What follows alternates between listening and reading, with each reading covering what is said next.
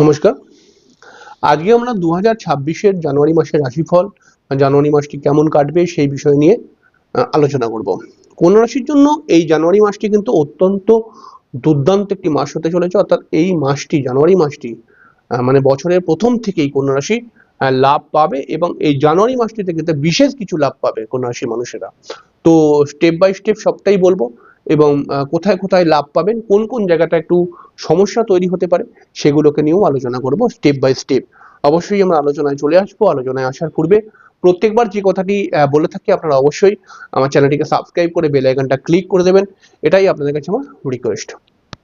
তো দেখুন, প্রথমেই আমাদেরকে জানতে হবে যে 2026-এর জানুয়ারি মাসে গ্রহ সঞ্চার, অর্থাৎ কোথায় কোথায় কোন গ্রহগুলো থাকবে। তো আমি এখানে লিখেছি মিথুন রাশির মধ্যে বৃহস্পতি থাকবে, শনি মীন রাশির মধ্যে থাকবে, রাহু কুম্ভ রাশির মধ্যে থাকবে, কেতু সিংহ রাশির মধ্যে থাকবে।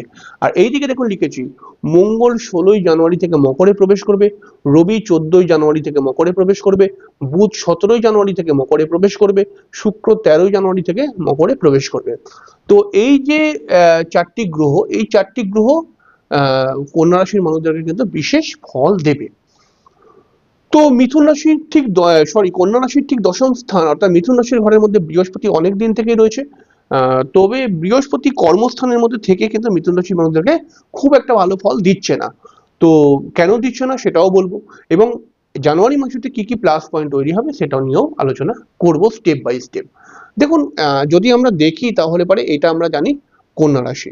তাহলে কন্যা রাশির দশম ঘরের মধ্যে যখন এখানে বৃহস্পতি রয়েছে, দশম ঘরের মধ্যে যখন এখানে বৃহস্পতি রয়েছে, তখন আসলে বৃহস্পতি কিন্তু কন্যা রাশির মানুষদের জন্য মারক বা বাধক গ্রহ।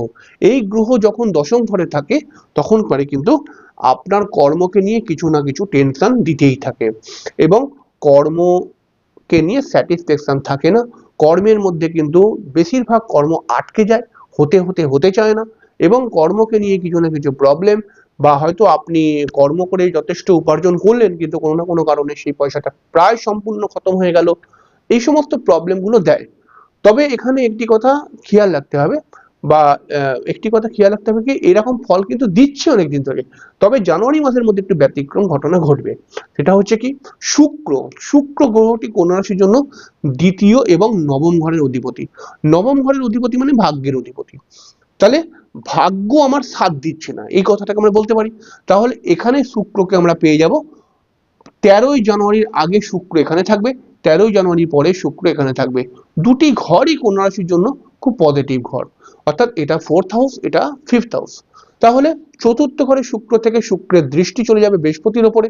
বৃহস্পতির ওপরে দৃষ্টি গেলে পরে ভাগ্যের অধিপতির দৃষ্টি যখন বৃহস্পতির ওপরে পড়বে, তখন বৃহস্পতির যে নেগেটিভিটি ছিল কন্যা রাশির মানুষদের জন্য সেটা কিন্তু খতম হয়ে যাবে। এর ফলে কন্যা রাশির মানুষদের বেশ কিছু প্লাস পয়েন্ট তৈরি হতে শুরু হয়ে যাবে। প্রথম নম্বর কথা, এই শুক্র যখন বৃহস্পতির উপর দৃষ্টি দেবে তখন কন্যা রাশির মানুষরা যদি নতুন জমি, বাড়ি, ফ্ল্যাট, গাড়ি কিনতে চায় সেটা হবে। যদি এই শুক্র দৃষ্টি দেওয়ার ফলে কন্যা রাশির মানুষদের কর্মের উন্নতি বৃদ্ধি পাবে, কর্মকে নিয়ে নতুন নতুন প্ল্যানিং আপনার আসতে পারে এবং কর্মের মধ্যে যে ছোট ছোট সমস্যাগুলোর জন্য কর্মকে নিয়ে যে টেনশন চলছিল সেই টেনশনটা কিন্তু জানুয়ারি মাসের প্রথম থেকেই শেষ হতে দেখতে পাবেন আপনি। এখানে আমরা রাশির অধিপতি বুধকেও কিন্তু 17ই জানুয়ারির আগে বুধকেও এখানে পেয়ে যাব।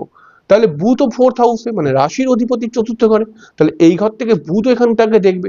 তাহলে দশম ঘরের মধ্যে তিনটি গ্রহ বৃহস্পতি, বুধ এবং শুক্রের প্রভাব চলে আসবে।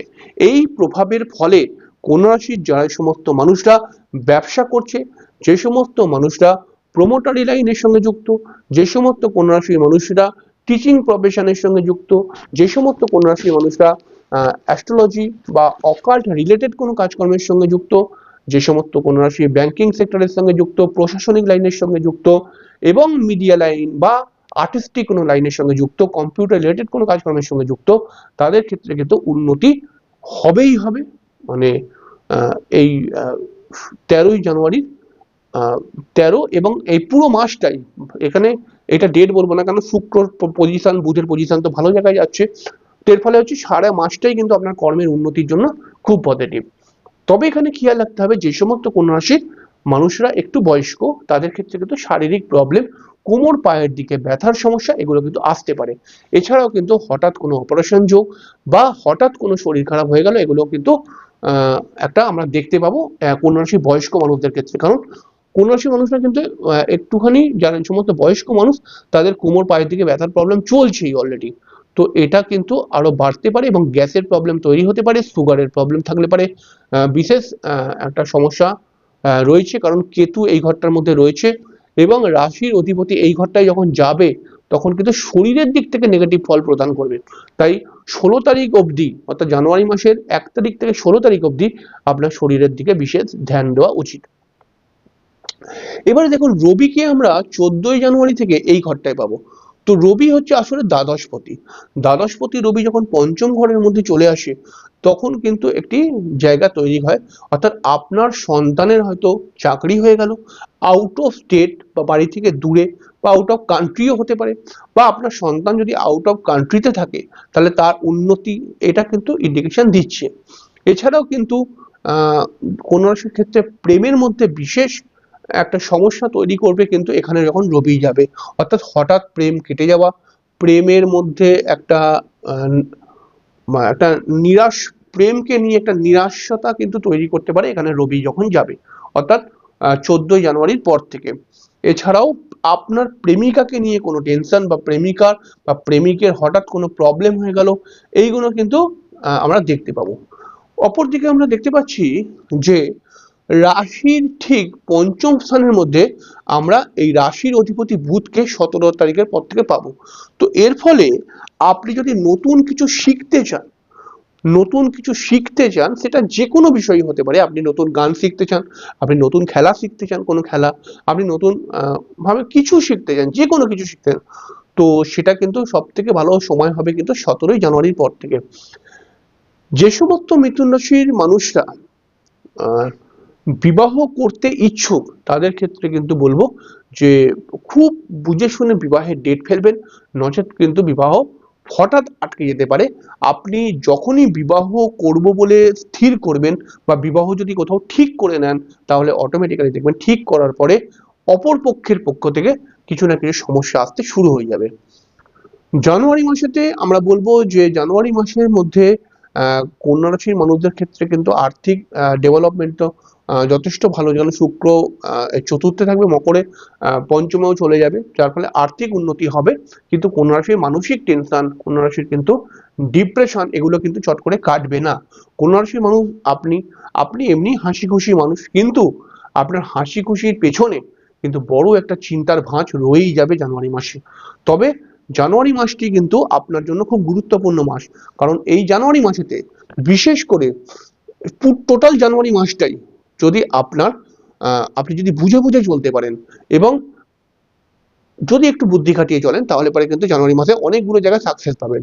তবে স্যাক্রিফাইস, তবে পরিশ্রম, চেষ্টা এবং আপনার দেখুন প্রচুর বুদ্ধি, আপনার এই পজিটিভ বুদ্ধিগুলো আপনি যদি নিজের উন্নতির জন্য কাজে লাগাতে পারেন তাহলে পরে কিন্তু জানুয়ারি মাসটিতে অবশ্যই আপনি ভালো ফল পাবেন এবং জানুয়ারি মাসেতে হাসি মুখটা আপনার দেখতে পাবো, অরিজিনাল হাসি মুখ। তো এইরকমই মোটামুটি জানুয়ারি মাসটি চলবে।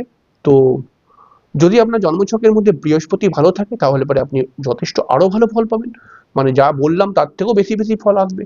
আর যদি আপনার জন্মছকের মধ্যে বৃহস্পতি খারাপ থাকে তাহলে পরে কিন্তু সমস্যা যতটা বললাম সেখান থেকেও সমস্যা ক্রিয়েট হতে পারে। তো যদি বৃহস্পতি আপনার জন্মছকের মধ্যে খারাপ থাকে তাহলে আপনি বৃহস্পতির প্রতিকার বা যেই প্রতিকারটি প্রয়োজন সেই প্রতিকারটি করে আপনি যদি এগোতে পারেন তাহলে পরে কিন্তু জানুয়ারি কেন ফেব্রুয়ারি মাসটিও বেশ কিছু প্লাস পয়েন্ট তৈরি হতে চলেছে, সেই প্লাস পয়েন্ট গুলো আপনি অবশ্যই পেয়ে যাবেন। যাই হোক, পরের দিন দেখা হবে, ততক্ষণের জন্য নমস্কার।